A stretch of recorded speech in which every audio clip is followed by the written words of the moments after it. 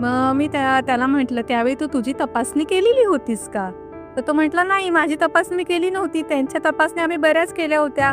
प्रत्येक स्त्रीला आमचे 5-5 वर्ष आम्ही ट्रीटमेंट करत होतो. पण तरीसुद्धा त्यांना मूल होत नव्हतं. त्यामुळे मग मी दुसरं लग्न केलं. दुसऱ्या लग्न झाल्यावर पण 5 वर्ष मी तिची ट्रीटमेंट केली. तिलाही मूल झालं नाही आणि मग मी तिसरं लग्न केलेलं आहे." पण मी म्हटलं, "तू तुझी तपासणी का नाही केली?" म्हणतो, "नाही, माझ्यामध्ये दोष काहीच नाहीये. मला साधा कधी तापही आला नाही." खूप मी त्याचं काउन्सिलिंग केलं. ही एक टेस्ट करायला काय होते, म्हणजे एखादं लग्न अजून तुम्हाला करायला लागण्यापेक्षा नक्कीच ते जास्त सोपं आहे. ते एक तुम्ही टेस्ट करा आणि तुमच्यामध्ये काय प्रॉब्लेम आला तर आपण त्याच्यावर उपचार करूया ना. मी तर म्हणते तुमच्यात नाहीच येणार. मी त्याला असा थोडा कॉन्फिडन्स दिला कारण का तो ऐकायलाच तयार नव्हता.